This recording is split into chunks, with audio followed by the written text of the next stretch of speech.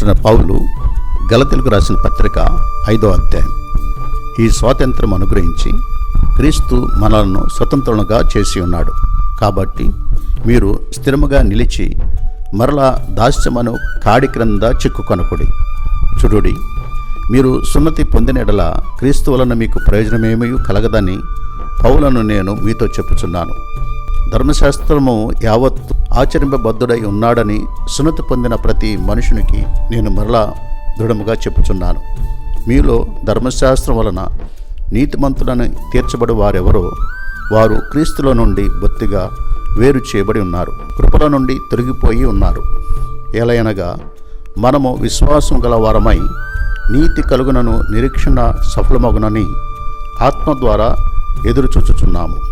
యేసుక్రీస్తు నందుండు వారికి సున్నతి పొందుట యందేమీ లేదు, పొందకపోవట యందేమీ లేదు. కానీ ప్రేమ వలన కార్యసాధకమగు విశ్వాసమే ప్రయోజనకరమగును. మీరు బాగుగా పరిగెత్తుచుంటిరి. సత్యమునకు విధేయులు కాకుండా మిమ్మను ఎవడు అడ్డగించెను? ఈ ప్రేరేపణ మిమ్మను పిలుచుచున్న వాని వలన కలగలేదు. పులిసిన పిండి కొంచెమైనను ముద్ద అంతయు పులియచేయును.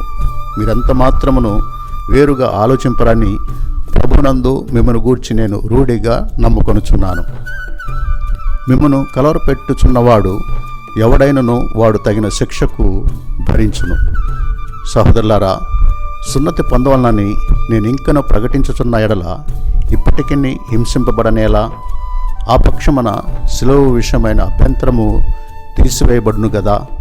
మిమ్మను కలవరపెట్టువారు తమ్మును తామే ఛేదించుకొనుట మేలు. సహోదరులారా, మీరు స్వతంత్రులుగా ఉండటకు పిలువబడితిరి.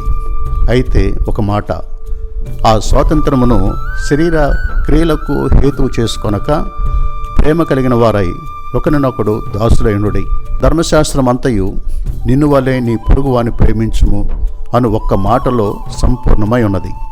అయితే మీరు ఒకరినొకడు కరుచుకొని భక్షించినట్లా మీరు ఒకని వలన ఒకడు బొత్తిగా నశించిపోదురేమో చూచుకొనుడి. నేను చెప్పినదేమనగా ఆత్మానుసారముగా నడుచుకొనుడి. అప్పుడు మీరు శరీరేచ్ఛను నెరవేర్చరు. శరీరము ఆత్మకును, ఆత్మ శరీరమునకు విరోధముగా అపేక్షించును. అవి ఒకదానికొకటి వ్యతిరేకముగా ఉన్నవి గనుక మీరేవి నిశ్చయించుదరో వాటిని చేయకుందరు. మీరు ఆత్మచేత నడిపింపబడినడల ధర్మశాస్త్రమునకు లోనైన వారు కారు. శరీర కార్యములు స్పష్టమై ఉన్నవి. అవేవనగా జారత్వము, అపవిత్రత, కాముకత్వము, విగ్రహారాధన, అభిచారము, ద్వేషములు, కలహము, మత్సరములు, క్రోధములు, కక్షలు, భేదములు, విమతములు, అసూయలు, మత్తతలు, అల్లరితో కూడిన ఆటపాటలు మొదలైనవి. వీటిని గురించి నేను మునుపు చెప్పిన ప్రకారము ఇట్టి వాటిని చేయువారు దేవుని రాజ్యమును స్వతంత్రించుకున్నారని మీతో స్పష్టముగా చెప్పుచున్నాను.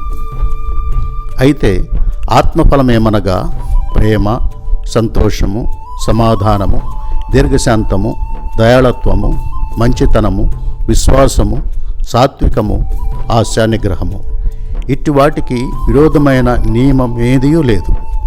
క్రీస్తు సంబంధులు శరీరమును దాని ఇచ్ఛలతోనూ దురాశలతోనూ సులువ వేసి ఉన్నారు.